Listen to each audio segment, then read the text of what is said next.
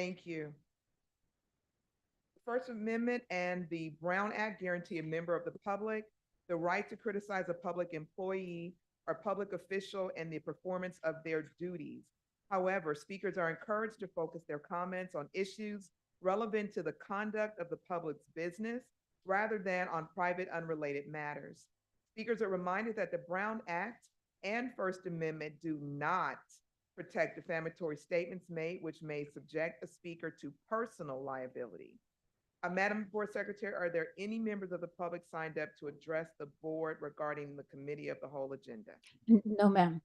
Thank you so much. So now I am going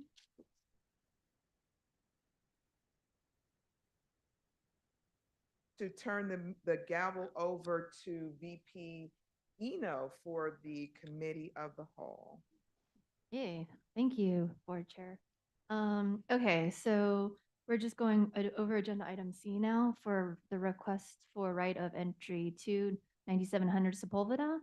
Joining us today is Vice Chancellor and Chief of Facilities Executive, Dr. Ruben Smith, to provide information on requests of the right of entry to 9700 Sepulveda Boulevard and update the LACCD housing. Welcome, Dr. Smith. Please, the floor is yours. Thank you very much. So before you today, I just wanted to give you a brief description of an item that'll be on the May 1st board agenda. So this is Sepulveda Boulevard 9700. A right of entry request came from LAWA.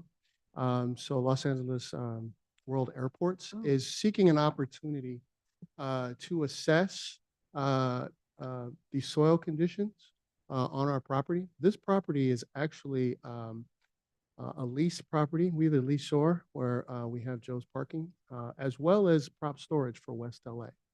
So this is their prop storage for instructional programs, and they do frequent the space a lot.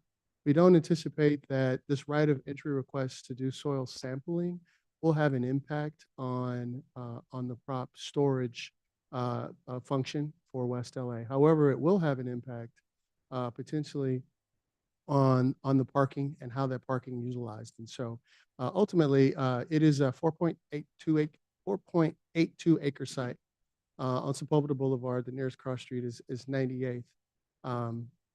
And a majority of the property is parking. And what ultimately what the LAWA is trying to achieve is just assessing the opportunity to redirect Sepulveda Boulevard. So this is not an agreement in any way for us to give up any of our land. However, it's just an opportunity for them to do an assessment. Now, if we can go to the next slide. And this is exactly what the request is for LAWA. And they want to investigate future aerial roadway. So to be a raised roadway, potentially, something in the future. There's also a notice to appraise. However, again, this is no agreement for us to give up our property in any way or request for sale. However, the opportunity for the soil investigation also gives us an opportunity to assess what our soil conditions are for potential development as well. Next slide. So for next steps, it would be potentially it'll go to the board agenda meeting. And if this item is approved at the board agenda meeting on May 1st, the leasee will be notified and invited to coordinate efforts around of soil sampling based on the lease agreement requirements. And then if there was something that we needed to move forward with, of course, this would definitely come back to the board if there were anything beyond that LAWA were interested in negotiating with us. So there's no impact to West LA instructional activities, but there will be some minimal impact to the leasing. And I believe that will conclude this item. Thank you. Let's see. Do we have any questions from the board? No, we can go this way. No. Isabella, are you? No. Okay. President Henderson, are you? No. No, he shook his hair. Okay. Yeah. No. No questions. No questions? Any questions? No questions. Great. Dr. Smith, I believe I heard, but there's no cost to the district for this. That is correct. There will be no cost to the district for this item. And then any repairs that need to be made to the asphalted areas where we currently have parking or any disturbance, that will actually be covered by LAWA. We do have a question for you from trustee Volna. Yes.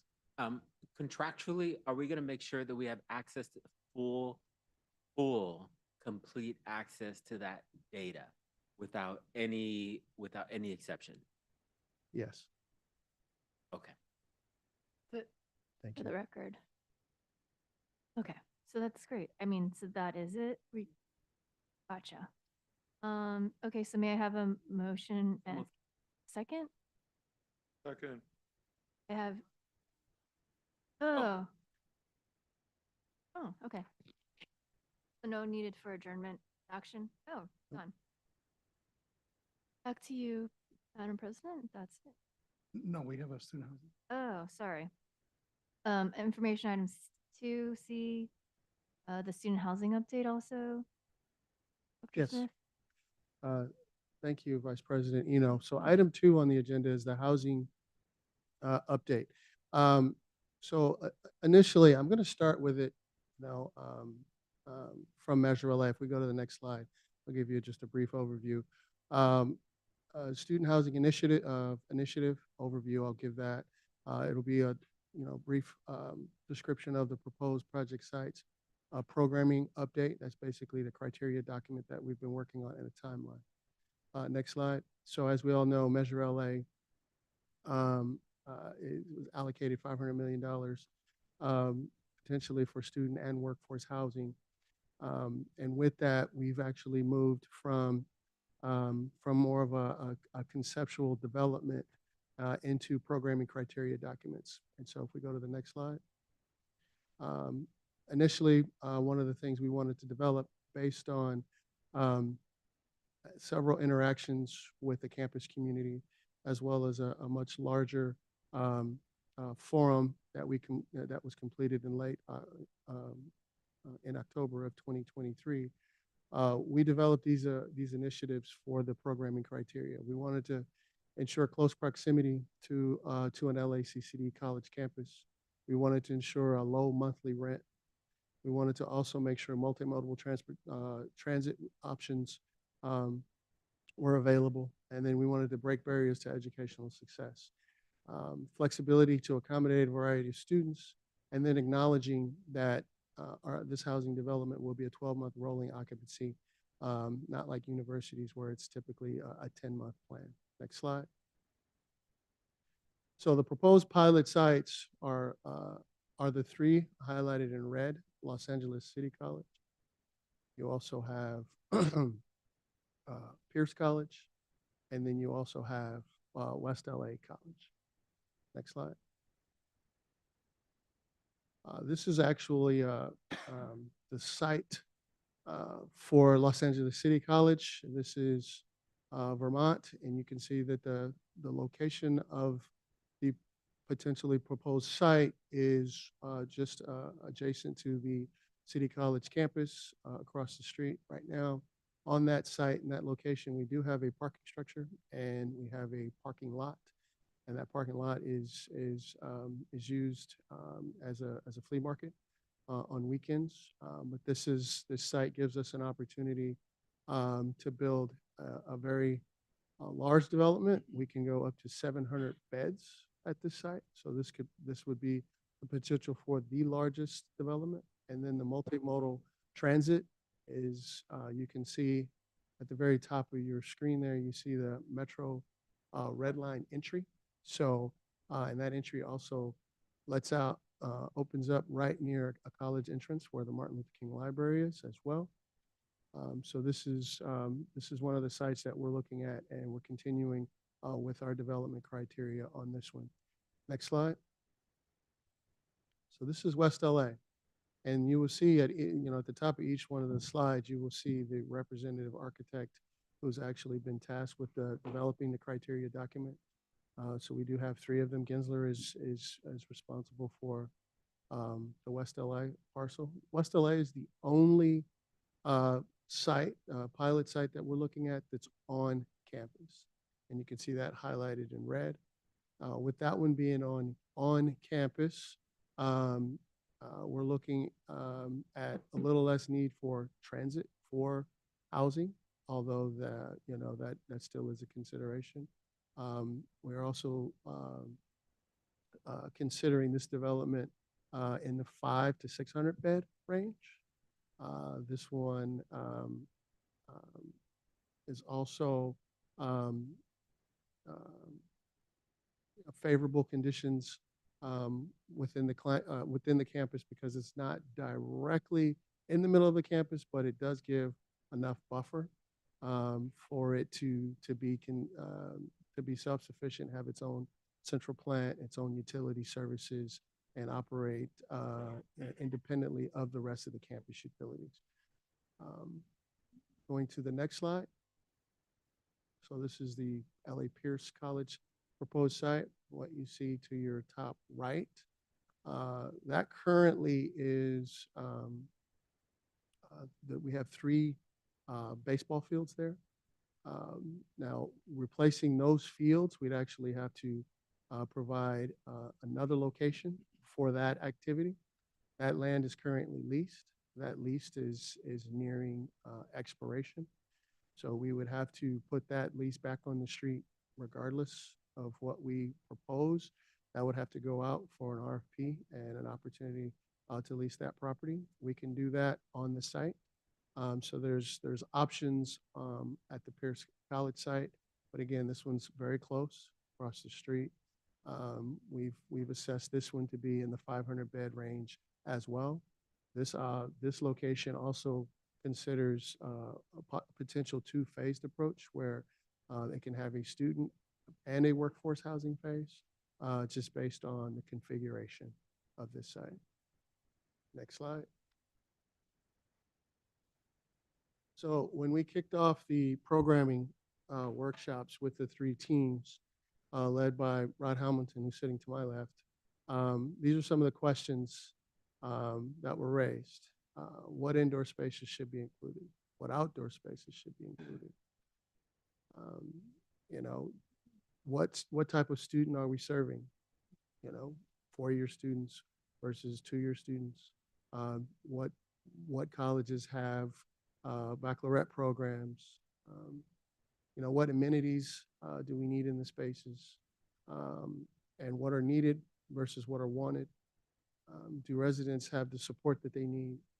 And how do we support the students in the housing versus the students on campus? What services need to be accessible from the housing development to campus, or should they be in the building?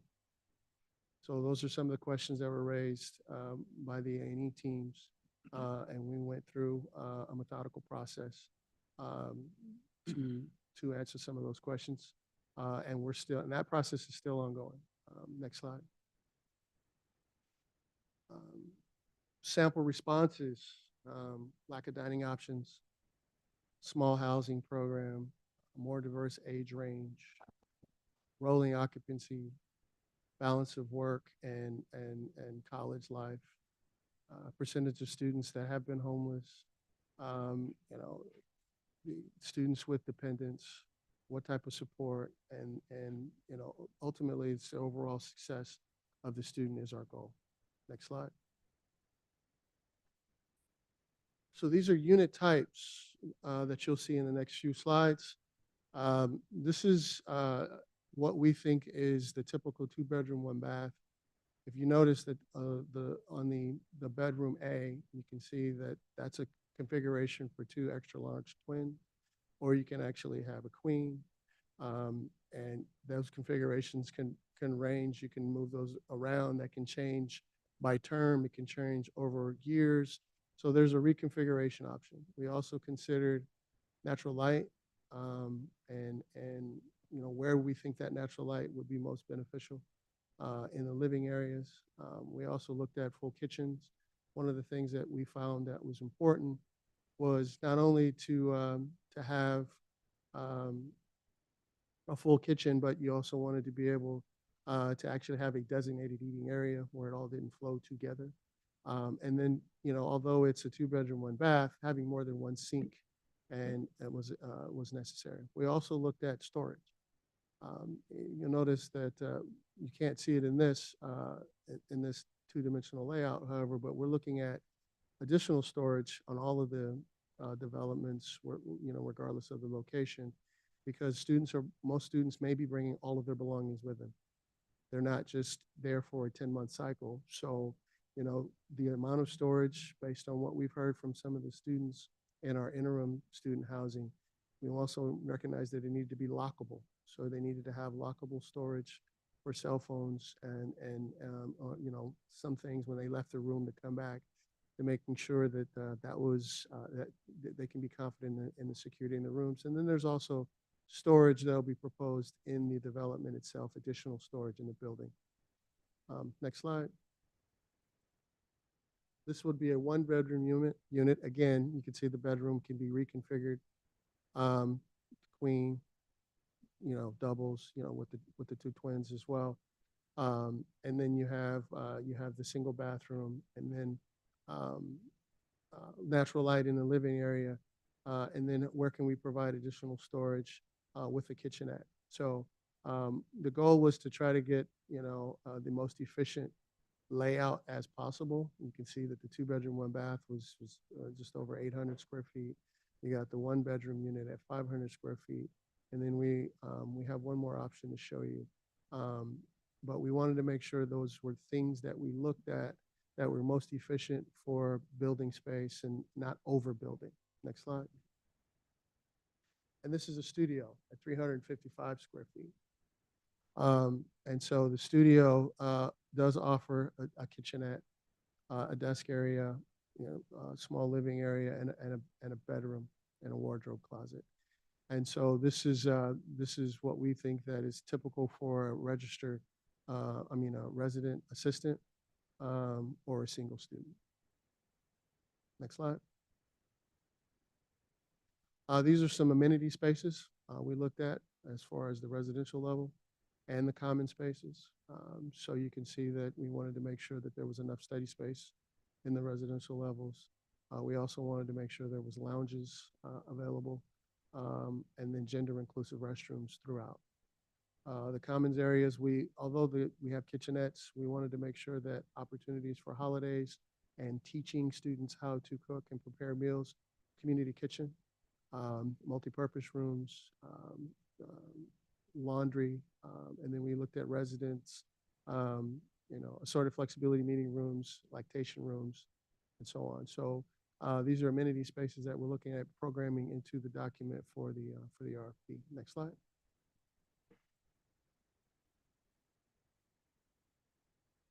Next slide, please. Thank you. So this is a timeline. So you can see we've been tracking this timeline since September, and we've had firm selection in October. The programming we're right on a schedule with where we want to be with developing the programming criteria. One of the things I felt was important is to get together during the community of the whole, and before we go out for RFQs and shortlist to an RFP, we're looking at potentially posting an RFQ in June, and shortlisting, going through that process to shortlist, and by August having a pre-bid conference for an RFP for a design builder to develop a housing development. I believe this is the last slide. Thank you. Thank you so much. I will start to my left again with any questions. Trustee Hoffman. Do have There will be questions. Yeah. Oh, there we go. Thank you. Thanks for the presentation. I do have a question about how the locations, not the colleges, but where at the colleges, how that was decided. We just had a presentation today in the budget committee about leases, and actually the location about the revenue we're getting from the leases that we have. And you showed us a location for Pierce College, which actually that wasn't even on our list of leases, Sunrise Little League, and they've been there for probably 60 years. As a matter of fact, President Aguilar and I go to the opening day every single year and, really kind of support the work that they're doing with the kids, and they maintain that land beautifully. They've trimmed all the trees, they put in lights, they keep the lawns nice. Mhm. Like I know that they are probably not paying market rate for the lease, and I honestly don't even understand why they weren't on our list today. Um, but I have concerns when when you decide to choose a location, which would possibly displace, hundreds of families who have been participating in Little League activities for over 60 years, and they've maintained our land beautifully. Would there be a way to do some kind of a swap with them so that we would provide, you said baseball fields, they're really Little League fields, and they're really a wonderful service to the community. Kind of fits in with the bill that we just ran about, community-based organizations and being able to lease our property at like cheaper rates than like LA, county parks and city parks would be charging them. And so I'm concerned about that location, and wondering how was that location chosen over the other 450 acres at Pierce College? So that's a great question. One of the things we did do is we did speak with the college and the leadership there, and we talked about this location. We also are considering what leases are coming up due. There's also a request for soccer fields as well. For what? I can't hear. Soccer fields Oh, okay. and Little League soccer as well is something that's been requested at Pierce College. And with with, like you said, the 400 and plus acres, there's options that to move that and give them like for like or even better space on the site. What's conducive to this site is, one, it's very close to the Orange Line, and then you have the Orange Line parking. And then it also offers us a reduced need for parking because of that location. And so it's very favorable to be able to have that multimodal transit by being in that location. And then we also created the separation between the college campus and having housing on site. Housing could be proposed on site as well, but the favorable conditions for the location of those sites worked out to be in parking structures along Victory. And so those are things that the college would have to give up as well. So we just looked at it as an option based on the scoring rubric that we looked at, and we felt like there was the best benefits for the occupants. And as a student, how did that score based on some of the things we heard from the forums that we did? Look, I think that location actually is perfect for housing, especially if we had workforce and student housing. But I do worry about I know the community pretty well out there, and I just worry about the community. And I do, we have strong feelings about the Little League organization that's been there for 60 years, close to 60 years. So I just want to make sure that, we take care of that piece, so that we don't have a protest at every single board meeting, which is what we probably would wind up with. I do feel like, given the fact that Pierce is Pierce and we have farm animals and all kinds of other things going on, it's better to probably have housing not on campus, but off campus. And then also, when you chose locations, like when I look at the City College location, I'm just wondering, we have a lot of land around VDK, and why wouldn't we want to develop in that area and maybe do some kind of shared housing with another community college district in case we couldn't fill our housing? Or I don't know if that ever came into anybody's mind. Like, Glendale College isn't far, PCC isn't far. Is there something that we would want to do there? Well, you bring up the Vandy Camp Innovation Center, and we did consider that. One of the things to consider at the Vandy Camp Innovation Center is we actually have some seeking requirements from the previous development when we built the building. We renovated the building and built the charter school site. So we looked at what those requirements would be. We also looked at the future on-ramp that's going to be required for the 2 freeway in that location.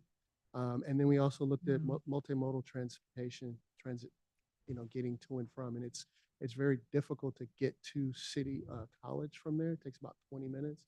And so it didn't score really well, but we did consider it. One of the things that I forgot to mention was and it's not shown on the timeline, but we actually are planning to have 6 more public forums. So we'll do 2 more at each college. One will be, specific to the campus, and then one for the community at large. We're going to do 2 more for each one of the pilot sites. So that's one thing that we're going to do. So there'll be an opportunity to share with the community what may potentially happen. And again, this is 3 sites. We may end up picking one. Okay. Thank you for the question. I mean, I think it's great. I think if we do it right, we'll get a lot of community support. Mhm. But again, I think we need to make sure that we're doing it the right way. And so thank you so much for the presentation. Great. Yeah. Steve Ella, any questions? Just, I kind of wanted to reiterate that, have we looked into potentially, we know we have this pilot program going on now, which is great. Thank Yeah. you very much. Um, but are we, going to have maybe another look at this that would invite, for example, as Trustee Hoffman mentioned, other colleges that want to partner, or the county, or the city, or the state, or I'm kind of thinking on the top of my head, the 5 nonprofits that we have right now that are, doing great work, I believe, in housing our students with, a less sophisticated floor plan. A lot of these are renovated rooms in houses. So I do, first of all, I want to thank everyone for coming up and presenting this, but I do want to also echo like partnerships and all that. I know this isn't the time with this pilot, but that is something I'm excited to look at in the future. Thank you. Okay. One of the things, I do have a phase 2 of this presentation, which is about the policy. So if you have any policy questions or things there, I'm going to give that one Okay. after this initial discussion, and we can actually consider that as a part of a policy discussion if we want to go there and saying we want partnerships and things there. But I think that we can fold that in on how we want to do the occupancy. So I just kind of want to reserve that for that discussion. And that we're looking at it at the same time, same approach. So you bring up excellent consideration. And I think that may be something that we need to fold into our forums as well, and then Yes. invite those groups out to participate with us. Okay. Thank you very much. Mhm. Be great. Great. Trustee Veras? Thank you. Trying to sort of understand where I wanted, if this is, I guess I'll make some comments on the sites that were presented and Mhm. ask some questions, and generally speaking about process. I think one, I got to say sites, for example, that were mentioned, like City College is sort of an obvious one. I think when it comes to West LA, seems also fairly clear, partially because, the properties are not at the core function. So even if we do something, it doesn't disrupt the college Mhm. and the business of the college so much. But I think the hope with housing is that it adds value and becomes sort of center of life experiences at times if possible. I think for past presentations, I've always talked about like the sort of activation of our sites. One of the things with the kinds of contracts we signed over the years is outside of our staff, not a lot of people are here on a regular basis. Yeah. I think faculty is required to be here on a Monday through Friday schedule. And we have a group of administrators and staff on a 9 to 5 schedule. And outside of that, pretty open. So, and I know in past when we try to do food services, or we try to do, even as simple as like a coffee, sort of stand, Yeah. they've struggled because they don't have a consistency with, the experience that's there because of just the in and out of the space. So, but to comment, Pierce, for example, has some sort of, I'm not, there's some deals that we have that have been long existing that probably got to get refreshed Mhm. and brought back to the normal stats. And no offense against the Sunrise Little League, and I love youth sports. But sometimes I think we also have to challenge entities like that to be at the same level and be treated in a fair way with the other youth sports that we have in our operations, and that have to go through a process. No special, city parks have these kinds of problems too. Mhm. You know, I get a chance to sit next to, you know, some little leagues as well who have a really sweet deal Yeah.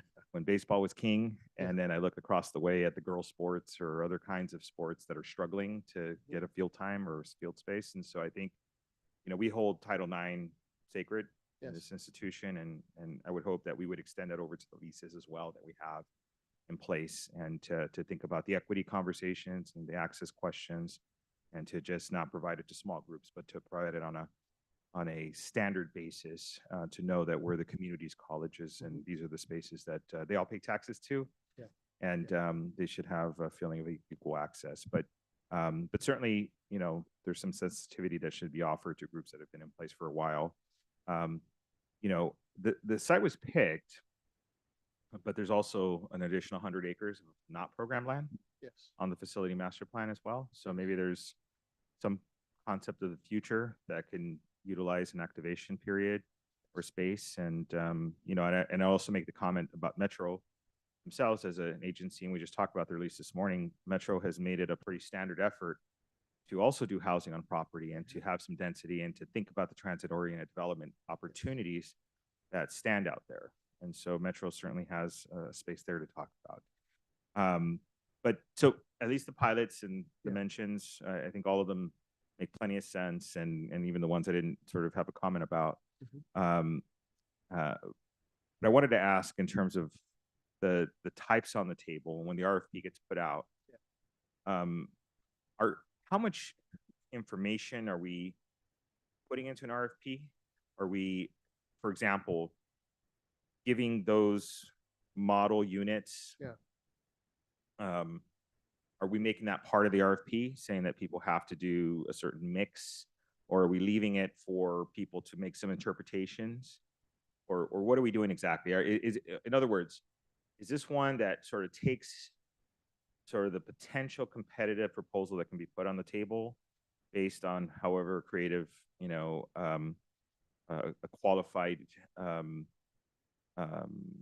do we call it, consultant vendor Yeah. team, Yeah. whatever it's called, or are we doing it more like a building program where we're saying we kind of sort of say this is going to be 500 units, this is going to be this mix, or Yeah. what is it we're exactly saying in an RFP? Are we allowing the market to sort of bring us advice and compete? Yeah. Or are we putting it on the table and saying, this is what we want, and this is what you're, so the difference between a development team versus a contractor team? So that's a great question, and I appreciate your comments prior to the question.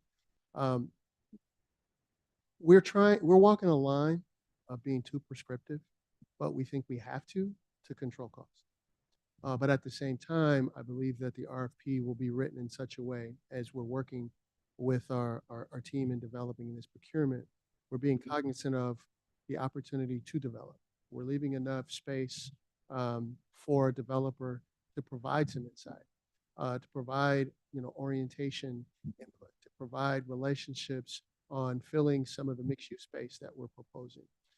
As we look at this, and we, you know, for us to actually, we're really laying out a full configuration just to see that we have a reasonable bed count. However, we're not in no way going to limit the design team and hold them to something that can be done better. And so I think that we have three phenomenal teams that we're working with HPI, Gensler,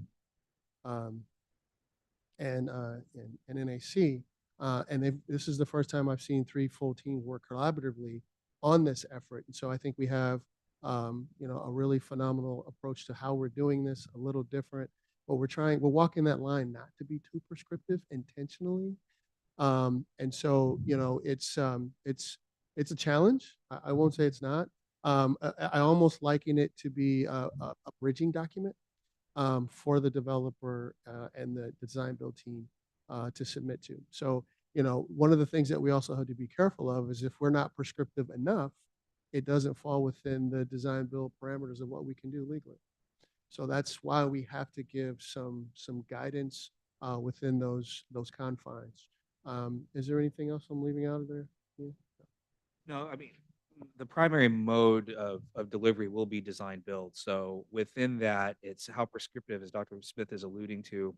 We've done it slightly differently from other programs where we are being prescriptive on the style of the layout, so to speak. And because when we started this whole design process, we started so broad, and with the three expertises that we have, the architectural firms that we have, they all do a lot of UC school, and they also have done some other community colleges schools, and we were all polar opposites. So we really had to narrow it down. So that's probably the prescriptive part, and probably more prescriptive than we would typically be. But in the end, it's still a design build competition, and it'll still be a design build entity to the point where we're going to be able to manipulate the design as we see fit moving forward. So it's not so much that it's locked in stone, and more just to allude to what Dr. Smith is saying, is just we had to get down to a certain path. We needed a certain roadmap. So everybody is not coming up with, well, we're going to give you 352 apartment rooms, because it's not a fair competition at that point either. And I know the secondary part to my question was, or not question, but the commentary was, so this is one approach where we're doing an RFP. The second potential approach, in a master lease conversation, for example, or purchasing property, Yes. which is part of the LA measure, especially on campuses that may be landlocked, an LA Trade Tech, LA City College, or Valley College, Yes. where they may be surrounded by apartment buildings, Yeah. that the potential to purchase, rehabilitate, or to endeavor to partner with another entity that's building a multifamily development that may have an opportunity for a section of it to be, cordoned off for student housing. And I think our bond gives us a ton of flexibility in being able to endeavor and think about those kinds of spaces. But is that considered in future phasing, or if it was considered, why isn't it part of a conversation today? Because that actually may be a faster approach in some senses. Everything from being able to purchase like 20 units, for example, or 100 units out of a 300 unit development to just flat out reconditioning some stuff that's near campuses that are struggling with available land. Well, one of the challenges we have is we have a housing shortage. And so anything to do to impact the existing inventory, I didn't want to bring to you. I think that we needed to start develop from scratch, because the goal is to increase inventory. So that took a number of partners that potentially, in my opinion, I didn't want to start down that road, having people being evicted, coming to the board meeting and having that as an issue. We need to add to the inventory. We're still working on potential partnerships. There has been discussion with Metro about, a potential development. Metro has a model they would and does that model fit for students, or is that model more conducive to the workforce piece? So, that's one thing I thought about. And then there's also the policy piece to the partnerships of the type of occupants. Do we want a partnership based on what we're going to do for foster youth students? That changes the development as well. Do we want partnerships where a portion of these units are going to be market rate? Well, where's that location, and how much market rate is that, where we can subsidize our low rents that we're trying to shoot for? So, when we're looking at this, I think it's ultimately we're looking at, if we do a development on our own, where would that best case scenario be? And if we have a partnership, where would that best case scenario be? They could be one of the locations, or it could be two different locations. And so that's why we brought three, to say, well, if we're going to do a pilot, which one is the priority? And then once we narrow down location and priority, then we probably would have an idea exactly what those partnerships need to be. And then do we take on a 20 or 40 or 100 unit development in the interim as we're working toward that? So there's still a lot of discussion. There's not, we can do that in tandem if it is the board's so desires to recommend that for us to look into that. We can look at that in tandem with this as a development, or look at that instead. So I'm open to that recommendation. Is there a process or a way for potential development or potential master lease scenarios to be able to communicate to us? Like, do we have that set up, or is it kind of randomly going through chancellor? I mean, do we have an official way to receive folks that may be in, because the housing, and I'll drop my opinion on the housing crisis. I think it's an affordable housing crisis, Yeah. almost as much as it is just generally build a Yeah. lot. I think it's a lot of affordability that's before us to think about and talk about. There's also a lot of building and there's a lot of densification, and a lot of the uh, rulemaking in Sacramento has been to densify and to facilitate through a ministerial process, a really fast, Yeah. as possible process. But just to be aware of the stuff if in proximity across the street, lots of the times when you get to the campuses, we're not in single family neighborhoods. We're kind of in No. really core urban Sure. spaces. I Sure. mean, few exemptions, maybe ELAC and Southwest and Harbor to a certain extent, but many places they're by modestly dense apartments and maybe Sure. with the potential with new zoning to be much more densified spaces. Sure. But to leave the space or to leave a sort of an announcement or process available if there is something happening in the private market that can come in and communicate with us, as opposed to, let's say, you have to be really sophisticated to get to understand what's this conversation that's happening in this room right now. True. No, you do. But how we can be able to announce that and communicate that, because I think having the bond with the flexibility we have to talk Yeah. about housing and acquisition, I think is an incredible resource that lots of folks don't necessarily have right now. I don't disagree with you. Just speaking on it from a bandwidth perspective, once we open that up, and now I'm just fielding calls, because you have to think about where do we really want to make a difference? Do we want 20 units, or do we want to focus on 700? And I've been focused on the most. And so I never really considered that option to say, let's look at 8 or 10, 20 unit developments and what's potential. I have been approached, and typically people want you to buy into their project because they have a cash flow problem. So I don't think we should be the cash cow that in a development we don't control. And it's not built based on what we think that their students are telling us that we need.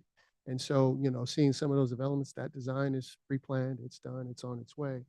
And so that's been the approach to, be more specific and deliberate about our development. But it's not something that I thought about to say, hey, let's just field calls and see if there's an opportunity. Maybe we can do something like that. And I'll pull the team together and talk about something about, ways to people want to get involved. But we did kind of do a call to offer to say, well, what can you offer to us? We did that last fall, and we still have that list. And there's 60 people, 60 entities on that list that were notified recently of, hey, this is where we are, and how you can offer that to us. We're going to actually notify all of them once this RFP goes up as well, and so we can come back to you after we've did a little thinking on that. Got it. And then the last point, and I'll leave it at that, is there any consideration given to the conversion of this building, considering it's rail connected to Absolutely. several of our campuses? Absolutely. Yes. Certainly downtown is, with the regional connector, we can get most anywhere in the district pretty quickly. But it's a different experience, maybe not student, maybe workforce. I don't know, maybe it is student, but it's definitely connected to our campuses. I agree with you 100%. This building has so much potential for so many things.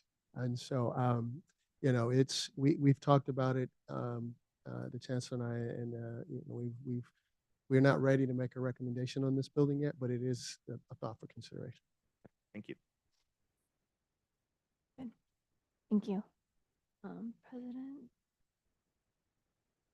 No questions. Thank you. well. Please, VP. I have two questions and a request. Okay. So the first question is, does the scope of the RFP need to be developed by the RFQ, or is that developed by the RFP when it's released? Okay, great question. So what we're in the process of developing the scoping document, criteria document for the RFP.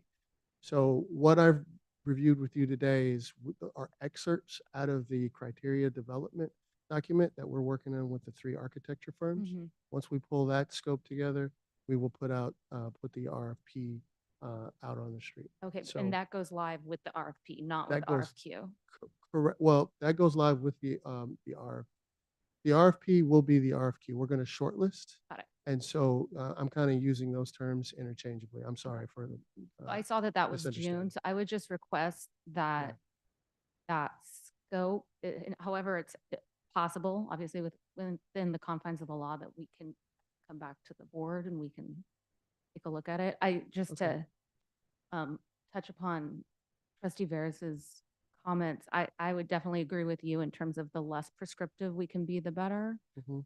I have a deep respect for a lot of those three architectural firms that are helping us with the guidelines, but I would really want to allow some of our developer teams and experts in Mhm. student housing to Mhm. also be able to offer, their Mhm. best and brightest. Student housing is a Sure. totally different industry than multifamily, It than is. affordable housing. It's a whole different world unto itself that I'm learning about. And so I just want to make sure that we're giving enough flexibility to get Absolutely. folks who know this world very well give us their best ideas through the RFP.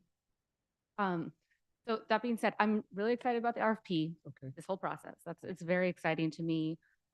Definitely, these are taxpayer dollars through our bond. And I know that many of my colleagues we take it very seriously, that we want to make sure we're delivering housing as taxpayers and voters have kind of dictated in the most effective and efficient way possible. And I think that really means we need to have a very strong foundation. We need to understand these sites. And I think the district, we want to, just so that we can start off on the right foot, understand that as well. I want to know, really what are the challenges and what are the opportunities? Each site, as you mentioned, are so different, Mhm. different communities, different site conditions, Yes. different proximity to campus. So I think as we decide, as we go forward, I think, that I would like full information regarding these three sites and what are the opportunities, what are the challenges Yes. for this housing. So when you develop, it's very customary to get like a full due diligence Yes. process on the land that people want to develop, and like a full due diligence review provided to decision makers. Mhm. So I mean, I would not want to green light an extensive and expensive RFP process and get really excited about housing and make a bunch of promises to our students. And then we get shovels in the ground and we realize that, there's this encumbrance that we didn't know about. Approvals are harder to get than we thought. The timeline's expanded to like 10, 12, 15, 25 years. Right. And so I would like to know that ahead of time before we greenlight this. Sure. And so that being said, I know that the diligence has been conducted on these sites already. Obviously, you wouldn't bring them to us without that. Mhm. And I think it was Somos, or there was a land use firm that was giving us the diligence on that. And I'd like to request that we could get them to memorialize that diligence in some sort of memorandum that can then be distributed to the trustees, just based on the basic sort of land use, Mhm. zoning, permitting diligence. Mhm. I mean, just a few things that I would like to know besides the basics in terms of land use is just like underlying zoning in regards to the city, our height restrictions, signage rights. Mhm. We Mhm. I'm not sure if my colleagues know this, but we are now a part of Mayor Bass's Executive Directive 3, which Mhm. allows us to do a ministerial process through the city if we build housing on our public land.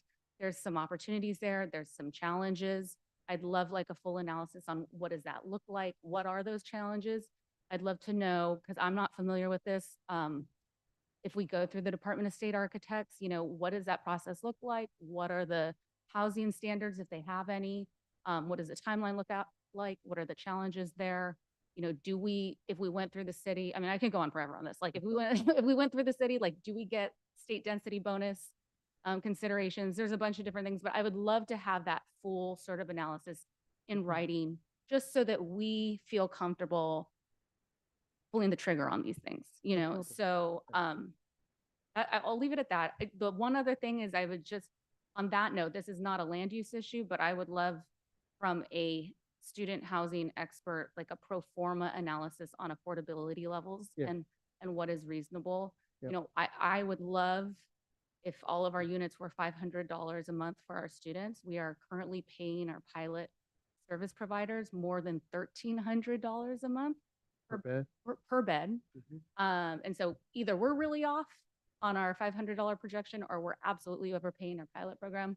I have no idea. I'm not the expert in that. So I would love to get just an analysis on what that looks like and what Absolutely. it's going to take to make sure that these projects are successful. So that was a lot that. Yeah, no, thank you. About this, so I know you already know. Absolutely. Yeah, we're actually working on a lot of those things, and I have no problem bringing back a report for that, for everything that you've asked for, and a breakdown on the performa. And the performa is really the only way for us to get to $500 a bed was the density. We had to really push the density over 500, but we'll show you that, and then we're still doing some due diligence. We'll wrap some of that up, and we'll come back and present again before we go back out with the RFP, RFQ. That would be great. And yeah, to get that in memorialized would be fantastic. Thanks. I just wanted to say, this is extremely impressive. I didn't do the math in my head. So we're with the pilot, what's the total of proposed beds? For City College, we're looking at 700 beds, and it's over 500 for the other two colleges. Okay, so not a math major, so If all 1,700? three sites, that'd be 1,700. All right, I can add there. What? Okay. So that's just, let me just say, from sitting here listening to that, for LACCD somehow affiliated direct or very have those beds, that's impressive. I know we're going to do a policy conversation, and I do support what Trustee Hernandez said about the analysis with regard to the property.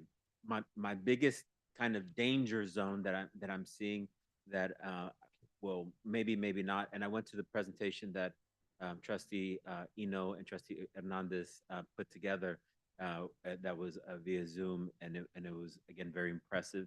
The fact that we've targeted $500, to me, the danger zone is governance. Yes. It's just a danger, and I'll just keep saying it at every single meeting over and over again. The internal funding model to get to that 500 and to get to that $500. Because what I know about our wonderful district is that it takes 3 to 4 years if you're going to do something to kind of, so if we don't have a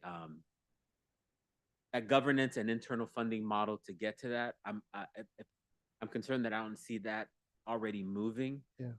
And if we don't get that moving, Yeah. we may have our buildings, but no procedures or capacity or ability to actually open them if we don't have all components running at the same time. But I know you're working on it. Thank you. And the team is working on it. And I know I'm repeating myself, but I'll repeat myself. Understood. Yes, and I guess on a repetitive broken record, I know you all are the experts on the building and all of the land part of it. And we talked about making sure from an affordable standpoint that we figure that out in policy. And then for me too, I think we want to be as simultaneously as thoughtful about the, student services, residential life personnel component. Yes.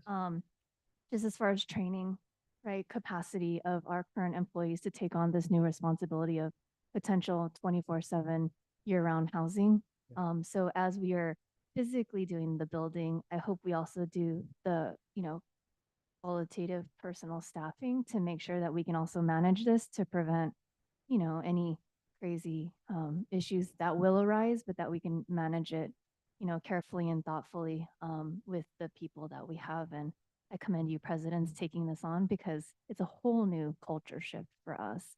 And so, just even as an example from a security standpoint, right? At all levels, we will need to ensure that we're doing the proper training to take this on.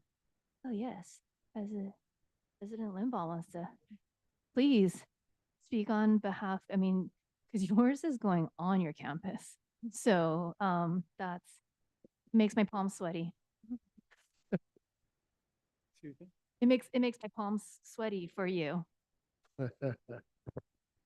I've never gotten that reaction. Yeah, I just it's a nerve. I hope you can sleep once these buildings are built and filled.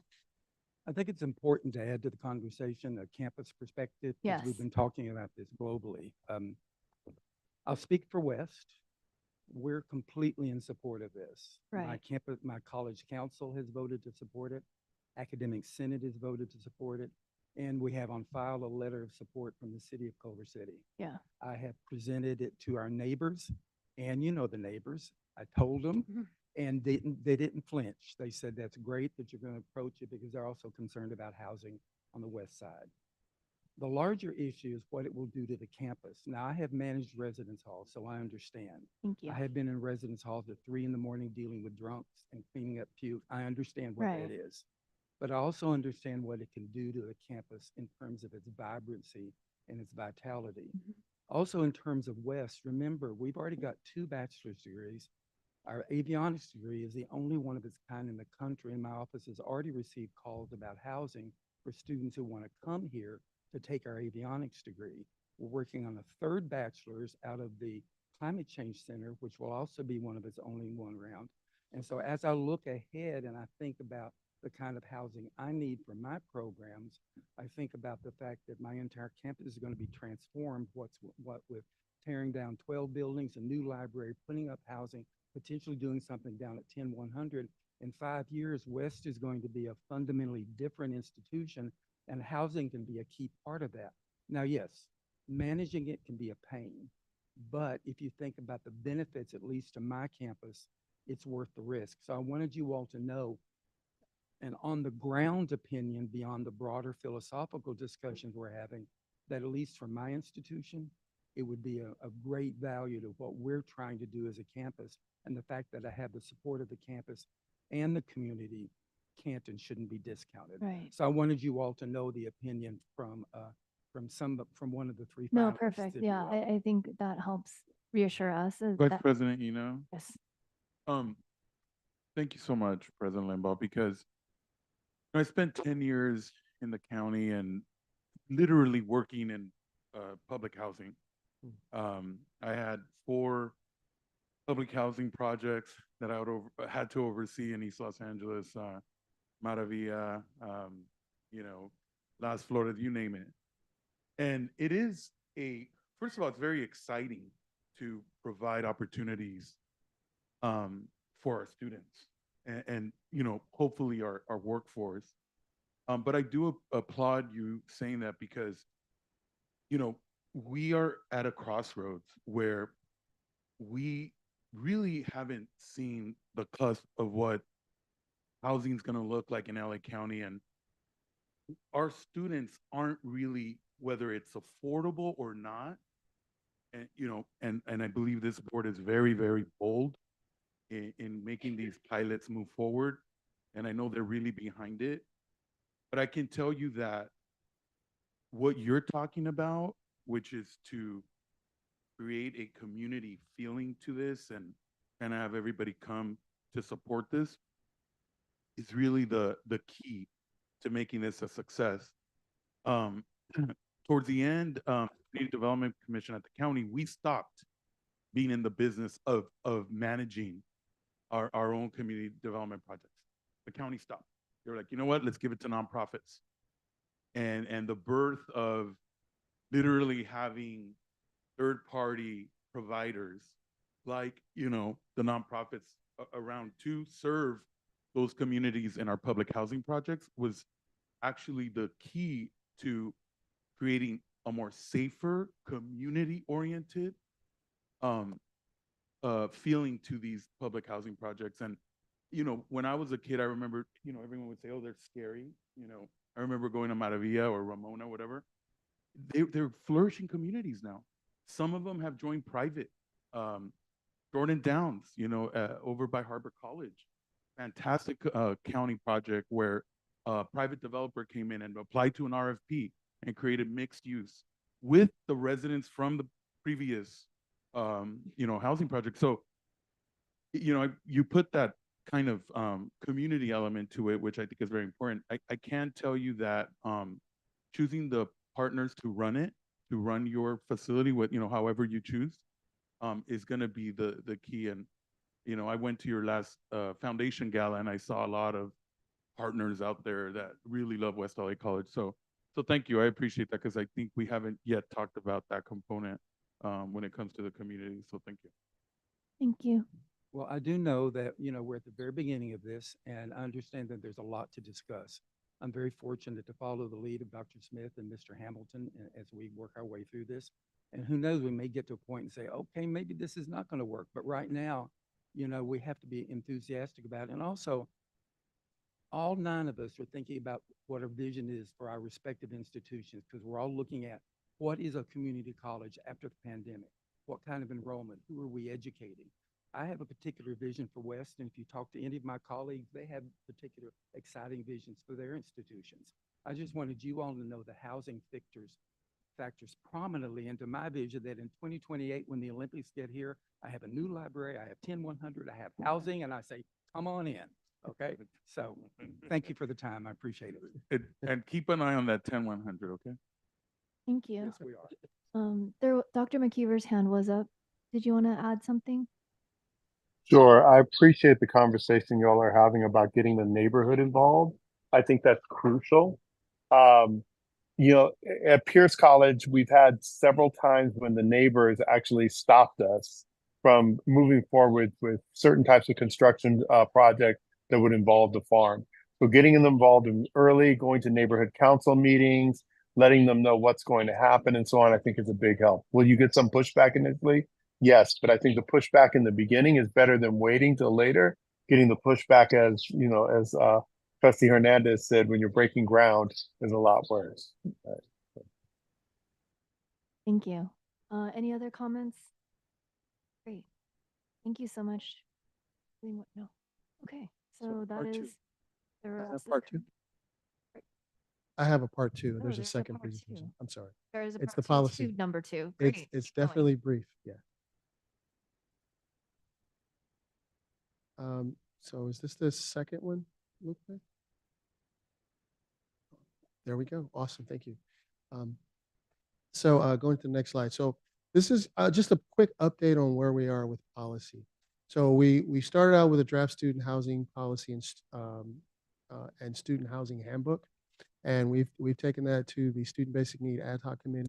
We've kind of went through the first round on a preliminary review. We've had great discussion, few meetings, and then what the wonderful thing I love about this is we're at a point now where we're separating policy and handbook.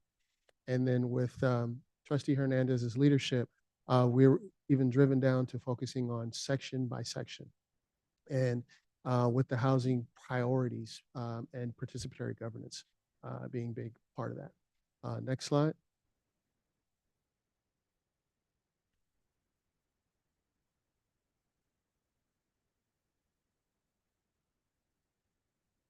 So we're continuing the redlining process as we're reviewing section by section. We're looking at coordinating those efforts as we go through this. And I'll continue on working with Vice Chancellor Albo Lopez with this coordinated effort to ensure that we have the professional services needed. As we walk through each section, we will bring in a team to do those red lines and to add those comments so we can see the track changes. And so that process will start. We're also continue to work with outside counsel as we develop the policy. Next slide, please. One of the things that was discussed at the last student basic needs ad hoc committee was what type of student housing should LACCD serve? I mean, what type of students should we serve? Next slide. And so we looked at specialized programs, moderate affordability, and deeply affordability. At $500 a month is the deeply affordability. We're looking at school A and school B. These are hypotheticals based on bed count. And so you could see that there's an opportunity to identify how many beds would be identified for special programs, what the breakdown would be for moderately affordable, as well as the deeply affordable at $500 a month that we were targeting. Next slide. Also, a way selection and lottery. One of the things that we all know is our needs are greater than what we could supply. There are thousands upon thousands of students who said that they have insecurities. And so, when we look at this development, whether we were to do 1 or 3, we can't service everyone this first tranche. And so here's a potential weighted selection that was discussed at the student ad hoc, basic need ad hoc committee meeting. Next slide. And these are some considerations with the weighted selection. So enrolling students full-time at LACCD, enrolling students at least part-time. Me personally, this is one of those items where As an engineering student, I say 9 units is a lot. You know, you can take a chemistry class at 5 units and a calculus class at 4 units, but that's 4 classes, right? And or you could take a physics class and that's still 4 classes because you have labs that are required. So it's a very difficult load at 9 units, and so that's a discussion as far as a weighted lottery to look at what is 6 units for a student, first or second year attendance. And then, you know, being referred to by a basic needs coordinator as homeless or housing insecure. And then we're also looking at a scoring rubric and then weighting that point system. Next slide. Questions? Great. I'm going to start with Vice President Hernandez to add some. Yeah, I just wanted to chime in on that, because what we've, and I want to just thank Trustee Eno and Trustee Hoffman for being a part of the Basic Needs Committee. I think it's been such a great experience overall, and I think one of the things we learned on the committee, President Ornelas is with us as a representative. We have our basic needs coordinators across the district who are involved in this, and I think one of the things that I've taken away from this is that the housing policy is it's such a beast that the only way we can really dive into it in a thoughtful, serious way is to take it section by section. And I just want to say it has been so eye-opening to sit down with our basic needs coordinators across the district and really have them weigh in first on this policy and really help us understand what's actually happening on the ground and what is really going to be the best, what are the best decisions that we can make based on the experts that we have in the district, the folks that are working in our basic needs centers and our presidents that are at our campuses and our faculty as well. So I just wanted to say that we had a great discussion around prioritization. This is all just the preliminary process. And as Dr. Smith said, this is in the spirit of shared governance, this will be going out on a roadshow once we are done with a draft so that everybody can weigh in, with our faculty, our staff, our students, our entire community. And so thank you, Dr. Smith, for highlighting that too as well. Did you have any questions or anything you wanted to add? No. Would you like to start, Anna? Please. Vice Chancellor, do you have a section C? No. Okay. No, I just wanted to make sure that there wasn't a section that I was missing. No. All right. So when we did Measure LA, we promised voters, or at least internally, I'm not sure if we promised voters, zero liability and risk to our operating budget at LACCD. That was a very, very clear promise from the get-go. So in order to do that, because there's shared governance on how we're going to, let's say, deal with who the students are and all of that. The biggest question that I have is, and I'm if you can tell me if that discussion has occurred, what is the legal structure? Maybe I'm saying incorrectly. What is the legal structure? And to be fair, that's really because this whole thing shouldn't fall under just facilities. It's an LACCD wide discussion. What is the legal framework in which the leases for students, the liability, when there's unlawful detainers, who's going to defend? Is it at the campuses? Is it an LACCD student housing authority entity that is created for this to manage that risk, that ensures this risk, that deals with potential lawsuits? Or for instance, if we have leases with third parties and they're misbehaving and we have to pull those back, all of that component is different from, let's just say, a governance perspective. So I'll switch the language to the legal framework on how to do that. I'll leave that there because I think that's a massive pillar that if we don't do it, it could potentially cost us in the millions and wipe out any benefit. So that's one. Two, with regard to the $500, and I like the way, it's just extremely impressive chart. If we're gonna get to the 500, do we have a pro forma yet?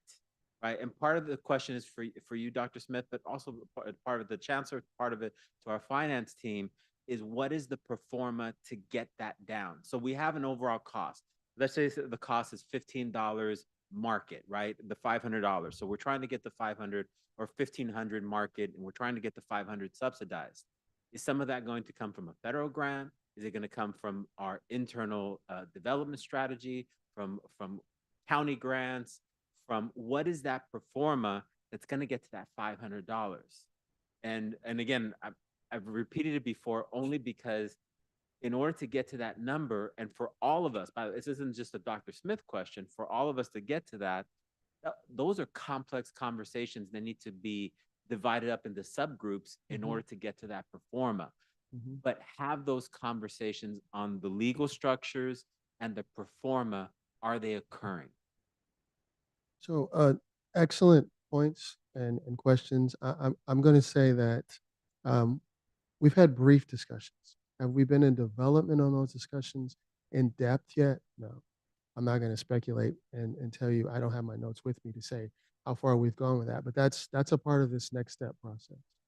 I think it's very important to start that process sooner rather than later, because it's that performa, goes beyond just a performa on the housing itself as what you're looking for, and that's a discussion for us to have as staff with the chancellor, and to bring that back to you. Okay, thank you. I would just request that timeline, at least to know when it's going to start, because it appears as the other side seems to be moving quite fast.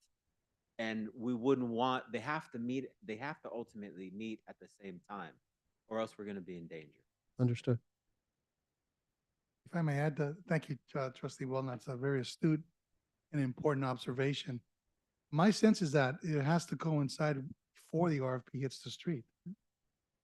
Well before, and we're just a few months away from that, because that will dictate how we monetize the assets that the district has, land, potential construction dollars, et cetera, that will help to essentially subsidize some of the costs associated with that. So we understand the goal to provide a significant amount of affordable, low-income housing, if you will. And in order to get there and to not hit the general fund, and I'm glad you brought that up, that was one of the key important points, we have to build maximum value to what we bring to this table. We bring land, potentially, as you saw in the 3 potential sites, and we bring some construction dollars as authorized through Measure LA. Those are significant assets that we could, again, monetize for the benefit of a lower per monthly cost. These other questions about governance, liability, and whatnot in the legal structure, those are very important policy questions as well. Some of it that will be contained. We need to differentiate between the handbook and then the housing policy that the board will ultimately decide on. So these are important questions, and my sense is that the coinciding of those interests will occur. Thank you. No further questions to my right? Okay. President Henderson, do you want to? No question. Steve Harris? Quick, on the sort of length of residency or length of lease, or I don't know what we're calling it. I mean, typically, I don't know what we're going to call this, because it's like a dorm contract that like higher education has tended to have, where it tends to be a 10-month contract, or you come in fall, you have a move-in date and a move-out date. I know there was a fun story in the paper the other day about what happens in Westwood during move-in date or move-out dates. A lot of furniture's on the street, kind of thing. But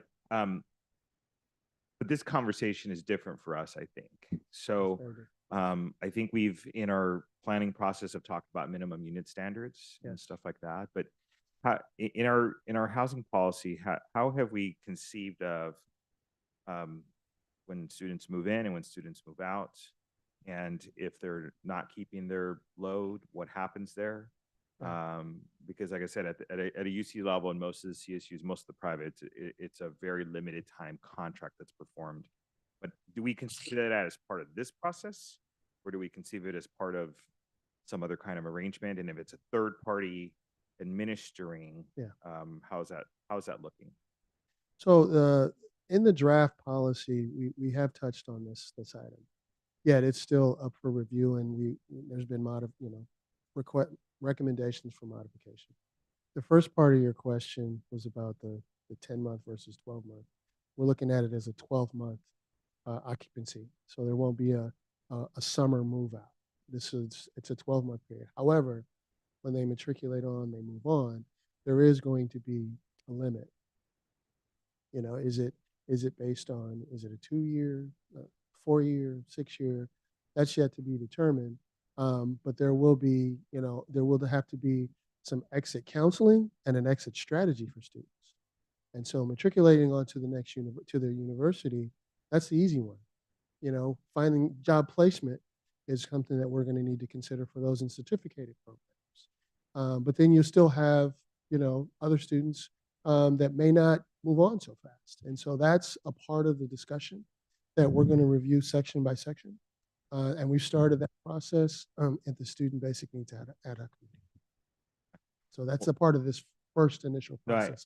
I appreciate it because I'm going to be honest, if we set up as a program for $500 a month, it's probably going to be very hard to find a deal like that anywhere. And it's hard to want to leave something like that. But I would also sort of think that, for example, if there's somebody going to ELAC, although that's not one of the model programs that's there right now, or actually let me use a better one, it's Pierce.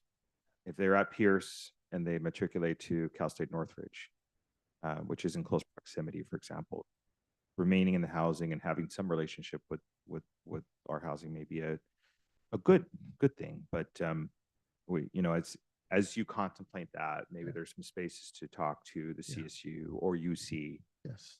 If that's where the housing might make sense as a shared conversation, I think that would be great. But I think we do have to understand that, if housing is in a crunch, they may not necessarily find better housing than here. Yeah. And if they move on to the next step or get a job or whatever, the options in front of them are not going to be as good as what I think we may have on the table here.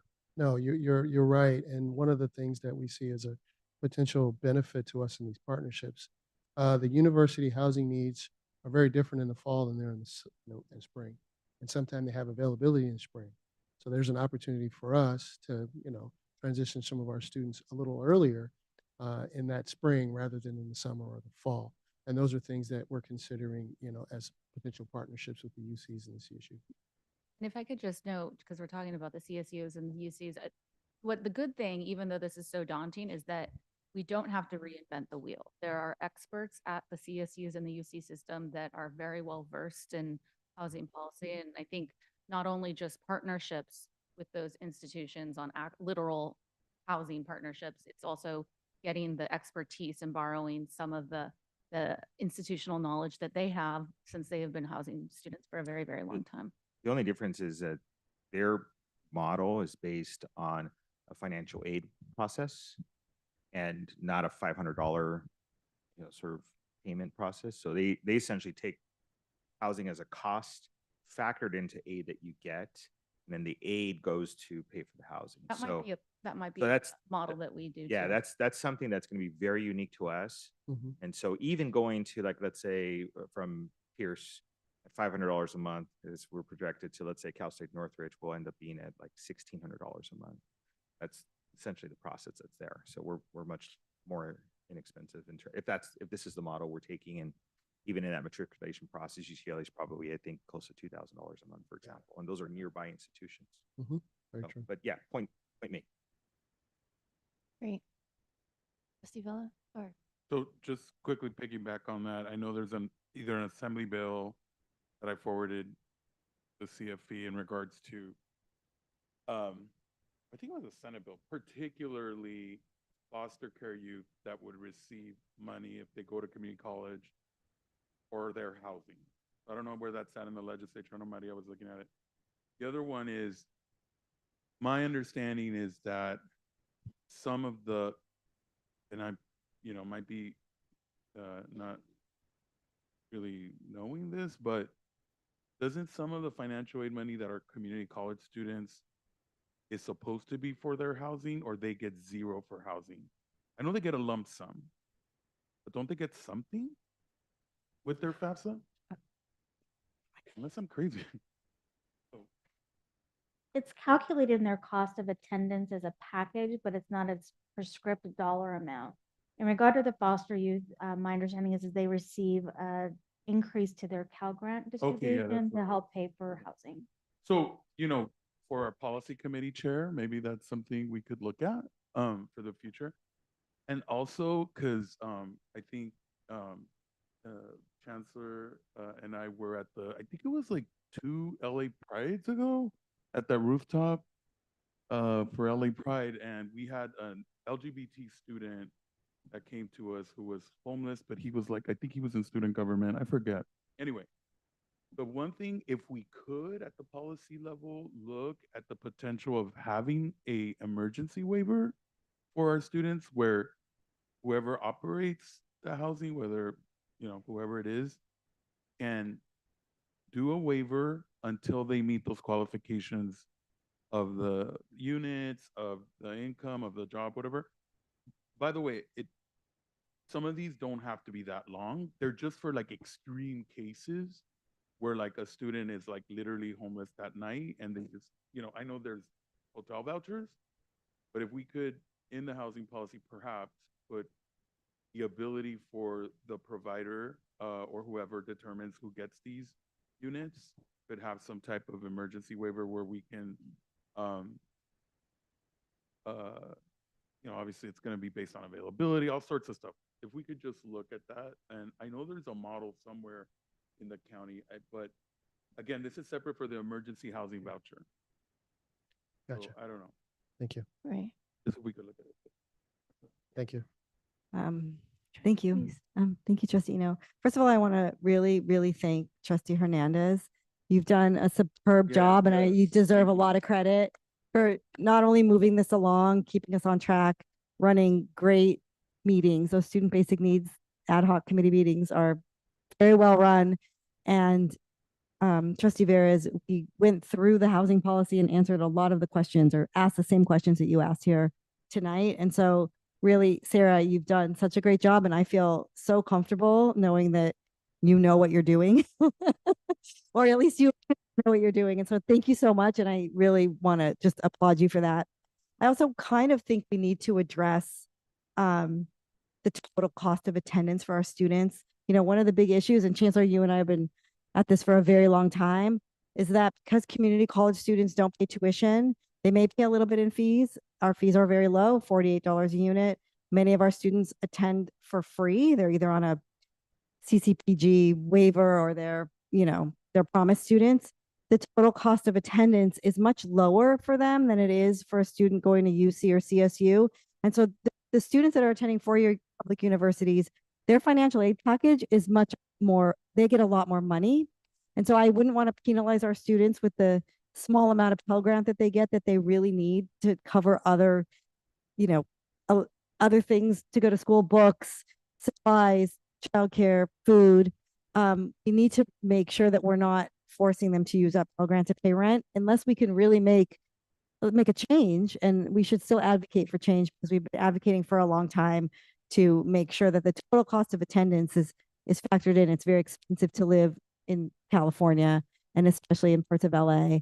And so, we really need some kind of legislative fix on that before we kind of force them to use their Pell Grant. So I just wanted to make that comment. I think it's exciting, and hopefully we'll be able to be shovel ready and not too far in the distant future. So thanks. President, really quick, tell Please. me, I just, would like to challenge us as you guys go with the student housing policy as I think someone asked for data, like, what is the difference? Like, I still don't get the difference between, it's just a letter, you get accepted at Cal State, you get accepted to ELAC, they're both gonna cost you where to live. I think the big misnomer is that the ELAC student has like a house where he's living or she's living, and their housing is a non-issue. But if we were to collect data about the reality of the students, all of our students' housing situation, it would be revealed that very rarely do they have a great paying job with a low mortgage or like their own hip, bachelor pad where they're paying like 900. The reality of LA County, it's draconian. It's honestly quite appalling when you go out there. I just recently had to, I have an aunt who really right now, after being a hardworking person, is living with her son, and her son got married. She's 75. I don't know where to put my aunt, you know? Um, this is really a serious thing. Like, I'm not saying she's gonna go back to college, but what I am saying is that looking at the market, I could tell you just shopping around East LA, Montebello for her, just for like a back house, it's like 1,700 for a makeshift studio. And that's where our students are sleeping. Like, you might not know that but I've seen it. I've been in that community. I worked 10 years in these areas where, planning and building safety had to crack down on unpermitted back houses. I applaud the leadership of the state that created bills, ironically, people from San Francisco that are now allowing ADUs to move forward without the, cities. Because even in my city, like, they didn't want these ADUs. I had to fight. It's a very, and we all know this, but my point is that, like, I would like data as to, like, what is our current students' living condition today? Because that's going to translate to this demand issue that so far I think it's well studied, and I want to thank staff, but I'd like to also see some faces behind it, and maybe besides, our college students that, I know it's been tough for some of them, they've been sleeping in their car. I get that. But we also have this other side that, is a silent kind of, giant, or whatever they call it, sleeping giant. Anyway, okay. Off the soapbox. Thank you. I think just to respond and to add to Trustee Vella's comments, it's been really nice. Again, yeah, thank you, Trustee Hernandez, for leading us in the basic needs.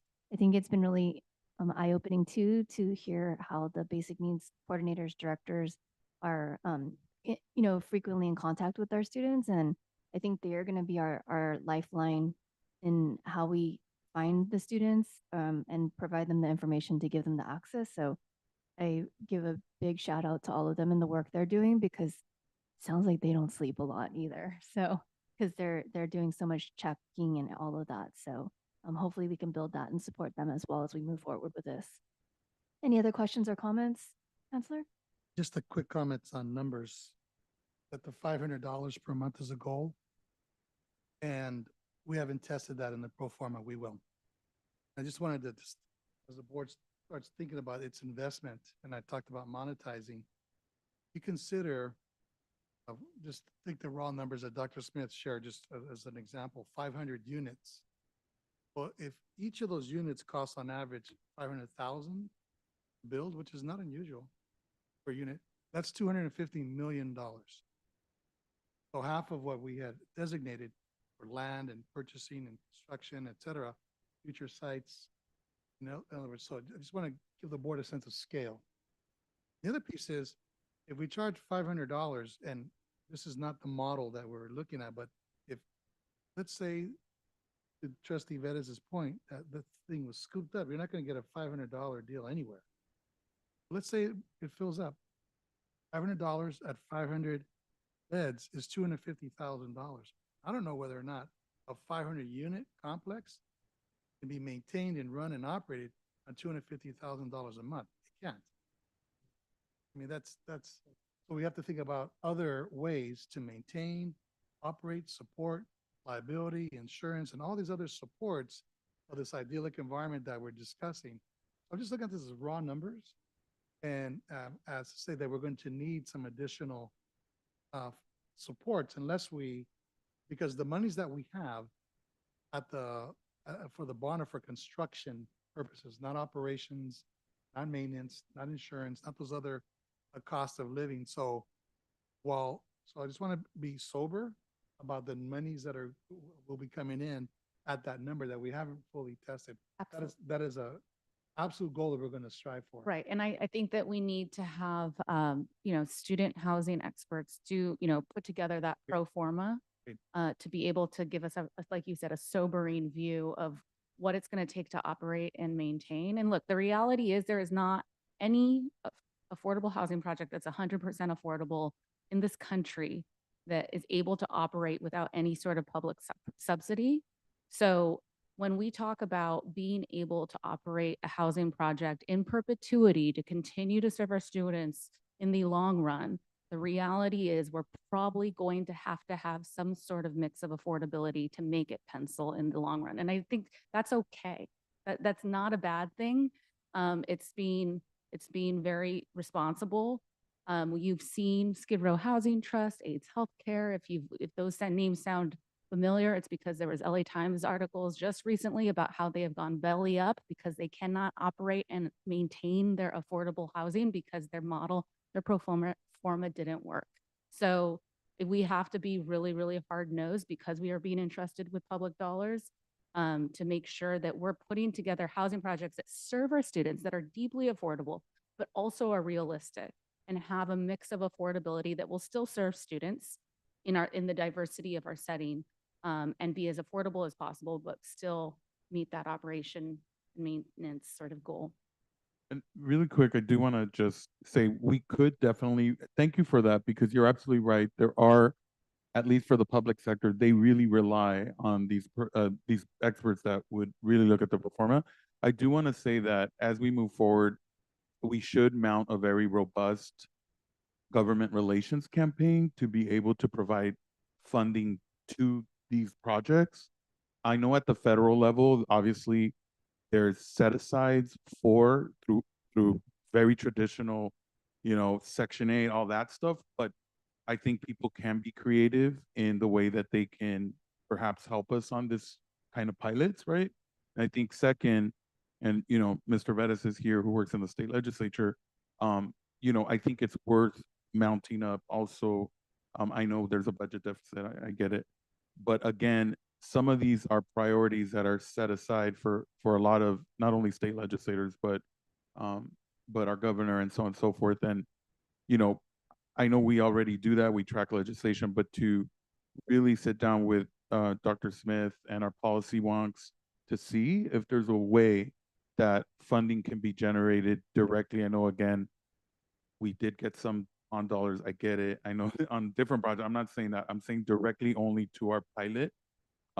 Last year or 2 years ago, I was witness to a school district being able to grab general fund dollars from the actual budget for a reconstruction of a high school where they had no insurance left.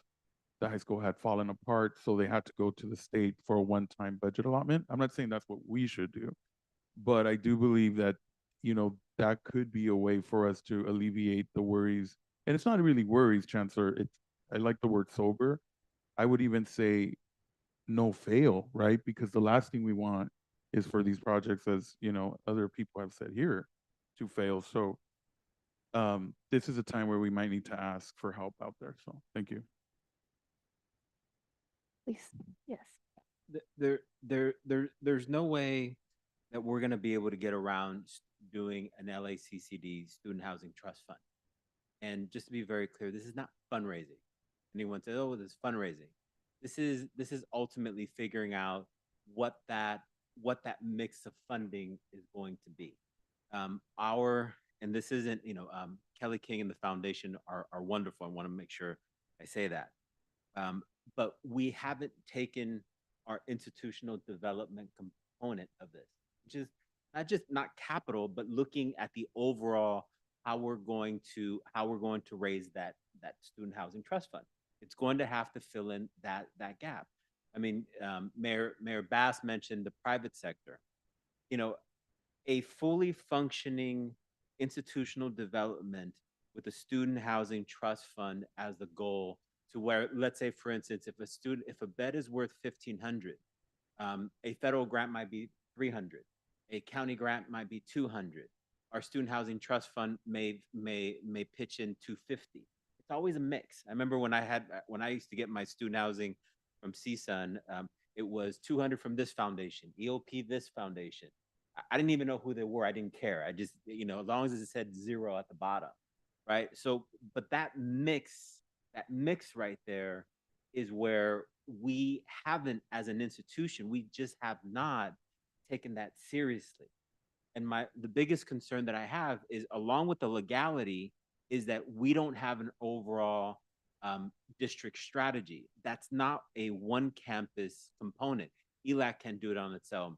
City can't do it on its own. West cannot do it on its own. It's got to be a district component of it. To have the conversations with, the tech companies or whoever, to be able to say, yes, you know what, I do want $20 million to go into the trust fund.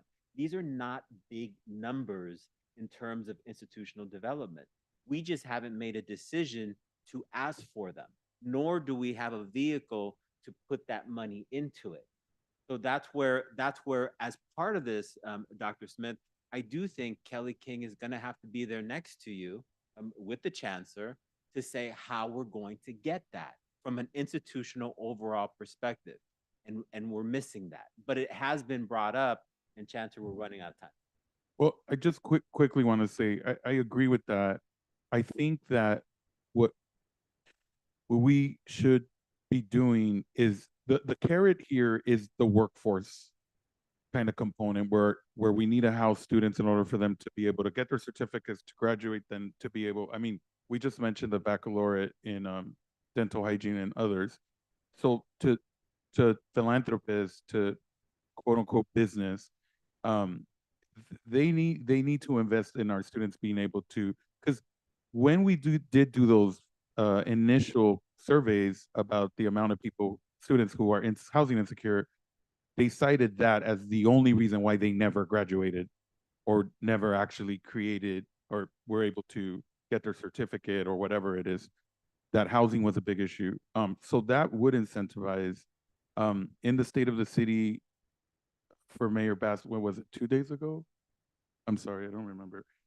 But I know that she announced her own version of what Eric Garcetti had. I forget what those foundations are called, but she was very clear that she wanted to be able to raise money in order to meet housing. There's some housing component there too. So if we could talk to them, Chancellor, I know you were on the transition team, to be able to talk to Mayor Bass's team in order to see if any of that's loose money. It's not tied, it's not categorical, it's foundation money. If Kelly King could perhaps approach the city in particular as a way for us to be able to either work or be able to receive some of that money. But again, I am in agreement about creating some type of trust for the housing component, whether it's an offshoot of the foundation for the district or it's a separate thing. But I do think it's a good idea. Thank you. Great. Any last comments? Thank you, team. Thank you, Dr. Smith and team.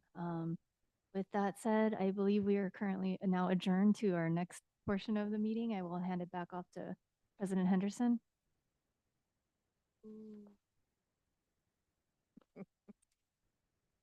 Thank you, BP Eno.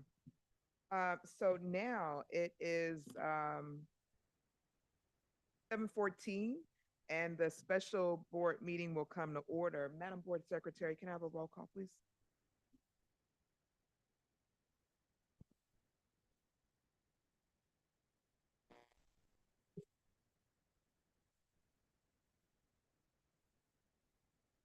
Trustee Boulna, Trustee Henderson, Here. Trustee Hernandez, Here. Trustee Hoffman, Here. Trustee Eno, Here. Trustee Vella, Trustee Vettis. Here. Thank you. And now VP Hernandez will lead us in the flag salute.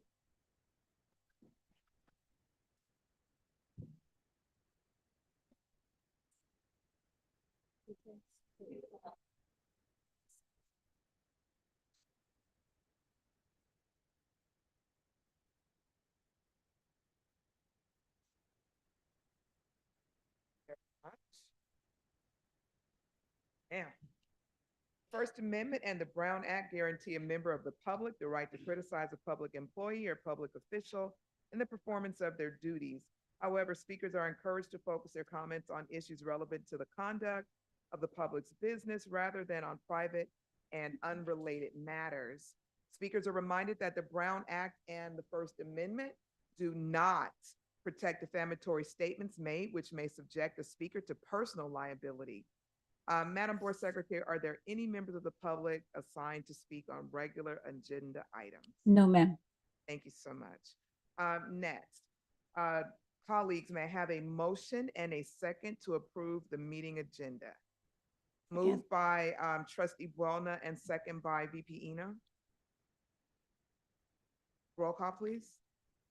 Trustee Boulna, Yes. Trustee Henderson, Yes. Trustee Hernandez, Yes. Trustee Hoffman, Yes. Trustee Eno, Yes. Trustee Villa, Trustee Vettis. Thank you so much. Item C, may I have a motion and a second to approve the professional services agreement for performance audit services district-wide at a cost not to exceed $482,168. Moved by Trustee Buona, Second. second by VP Eno. Roll call, please.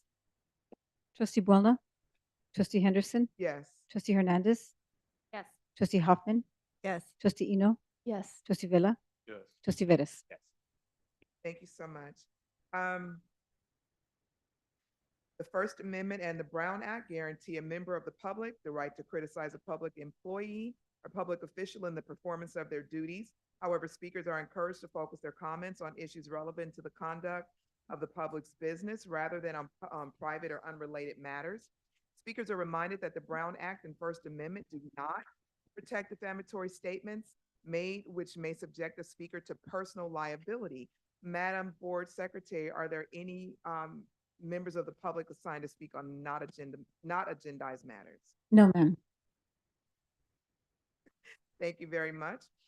Now, colleagues, may I have a motion and a second to adjourn this meeting. So moved. Moved by VP Eno. Nobody wants to go I'll home? second, I'll second. Thank you so much. I want to go home. I want to go Second home. by Trustee Hoffman. Roll call, please.